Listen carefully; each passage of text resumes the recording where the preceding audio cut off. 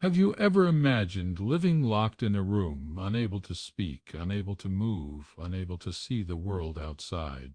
Today I'm going to tell you the story of Susan Wiley, a girl who, for more than a decade, was forgotten inside a house, isolated, silenced, and deprived of everything that makes human life worthwhile. A story that will leave you speechless, but that needs to be told. Susan Wiley was born on April 18, 1957, in Los Angeles, California. She was the fourth daughter of Irene and Clark Wiley. But even before Susan came into the world, fate was already preparing a path full of pain for her. Susan's mother, Irene, had an apparently normal childhood. Her father, Clark, was described as a hard-working and loving man. But between the two there was a striking difference. While Clark was present and affectionate, Irene was considered serious, distant, almost emotionally inaccessible. In childhood, Irene suffered a terrible accident. She was playing, slipped, and hit her head on a clothesline. The impact was so strong that it caused irreversible neurological damage. Over time, these after effects left her blind in one eye, and later she developed cataracts in the other. Her vision was completely lost, and with it came the difficulty of taking care of herself and the children she would later have. To make matters worse, when she was a little over 20 years old, Irene married Clark, who was 20 years older. A marriage marked by challenges, responsibilities, and a story that, in a way, was already written before Susan was even born. But Clark's past wasn't easy either. He went through several foster studies as a child, an experience that, according to reports, was not at all happy. The couple met in Hollywood, but unlike what you see in movies, their relationship was never romantic. In fact, it was marked by secrets, tensions, and decisions that would forever change Irene's destiny. At the beginning of World War II, Clark found work in the aeronautical industry. After the war, he continued in that field, but what happened inside the house was very different from what seemed to outsiders. To many, they were a happy couple. But years later, Irene would reveal that in truth her life changed forever on the day she married Clark. She described him as an extremely protective man, but not in a good way. Reserved, distant, and above all, clear about one thing: he didn't want children. Never wanted them. He made this clear to Irene from the start.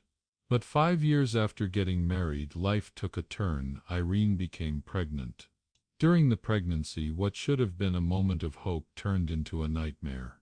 Irene was assaulted by her husband, Clark. She had to go to the hospital to treat her injuries, and even so gave birth to a healthy baby girl. But the pain didn't end there. 3 months later, the baby died of pneumonia. The illness was a consequence of Clark's neglect. He never wanted children, and when the baby cried, he put her in the garage, which was very cold. The baby stayed there for hours and as a result caught pneumonia. Later, Irene became pregnant again and gave birth to a boy who ended up dying from blood poisoning. Irene's blindness and Clark's neglect were contributing factors to these tragedies. The couple's third child, John, was also neglected and had very slow development. Clark's mother, Pearl, decided to take John to live with her, believing her son had serious mental problems. Pearl took care of her grandson for many months, becoming the true caregiver for John. And then Susan was born, who would become known to the world as Ginny. The baby survived a very difficult birth thanks to a blood transfusion. When she was born, Pearl was already elderly and was taking care of John, who was already a bit older. At her age, she couldn't care for a baby. So Susan was left in the care of her parents, Clark, who didn't want children, and Irene, who was blind in one eye. In Susan's first year of life, she went to a medical appointment and was described by the doctor as slow and even blank. The doctor told the parents he believed she wouldn't live very long. During that same period, Pearl went to visit her son and took John with her. While crossing the street, she was hit by a driver who fled and ended up dying. Clark was extremely close to his mother, so this left him very shaken, very depressed. The driver responsible for Pearl's death received only a suspended sentence, which left Clark extremely furious. He believed that society in general was treating him badly, and this contributed to a depressive episode. From then on, Clark began to isolate himself more and more from the world. He kept isolating himself, believing he could live that way, and not only him, but his family as well.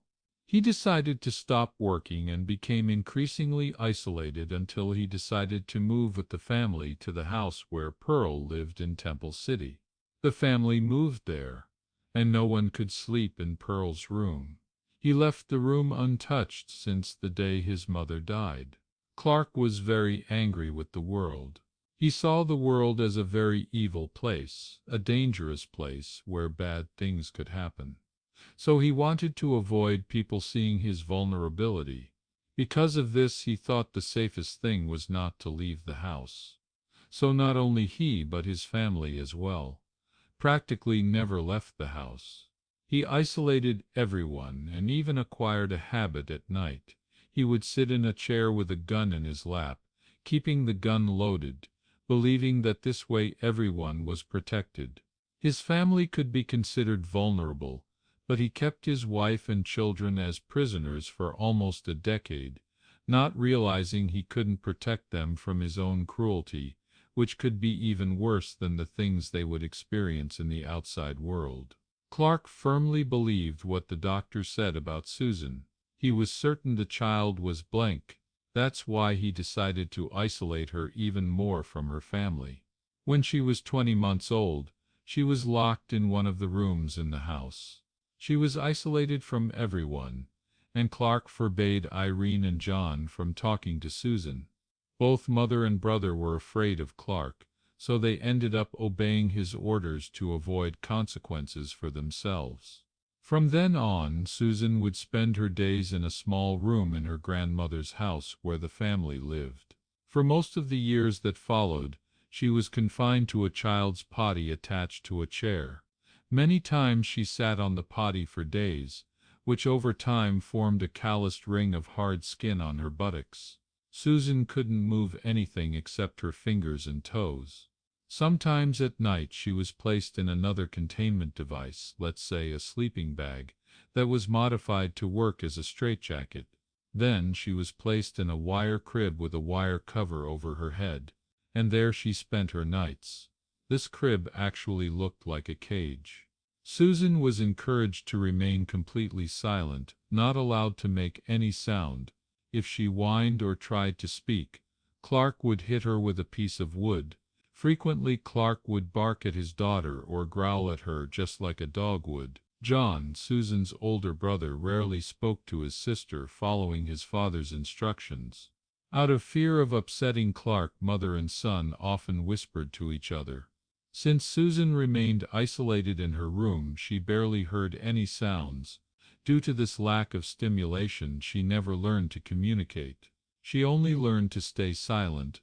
In the same way her speech was affected, her vision was also not properly stimulated. Although the room where she stayed had 2 windows, they were sealed with tape, and only a few centimeters at the top of the windows were left uncovered, allowing a little light to enter during the day. All Susan could see of the outside world was a small glimpse of the sky. She rarely had permission to play. Her toys were 2 plastic raincoats hanging in the room. She was also allowed to watch TV occasionally, but only things that had been edited by her father to remove suggestive parts. Often empty cotton spools were her only toys. To further mark Susan's cognitive situation, she received very little food. Most of the time she was given baby food, cereals, and sometimes a boiled egg. John usually fed her, doing so quickly and always in silence. The goal was to minimize contact with Susan. If she choked or spat out her food, that same food was rubbed on her face. This regime in which Susan lived was established and maintained by her father, who promised his wife Irene that if Susan lived for 12 years, he would seek help for her. Miraculously, Susan lived for those 12 years. Of course, he had little interest in keeping the promise he made to his wife. When he refused to seek help, Irene decided she needed to do something. There's a difference between sources regarding how Irene managed to get her daughter out of the house. According to Dr. Jeff Rose's book, Classic Psychology Studies, Clark and Irene had a terrible fight during which he threatened to kill his wife. Then Irene took Susan out of the house and took her to stay at her parents' house. Other sources, including a short TLC documentary about the case, say that, in fact, Irene took advantage of a day when Clark had left the house to go shopping and took Susan out of her domestic prison. Regardless of how she managed to get Susan out of the house, she did it on November 4, 1970. She went to the Services for the Blind at the Los Angeles County Social Services office and took Susan, who was 13 years old at the time, with her. At that point in her life, Irene's vision was almost completely compromised. She was already blind in one eye, and in the other eye she had a cataract causing 90% blindness.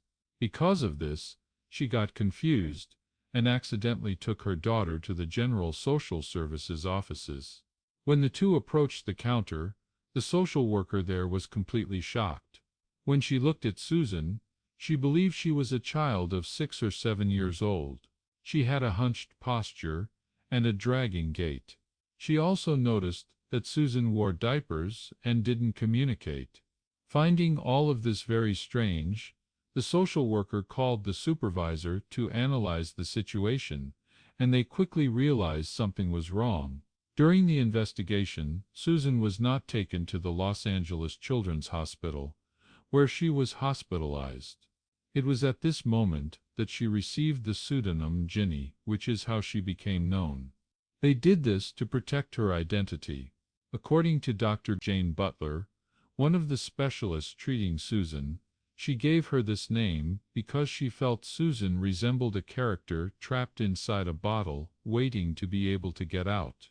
It was more than clear to the police that Ginny had suffered absurd neglect.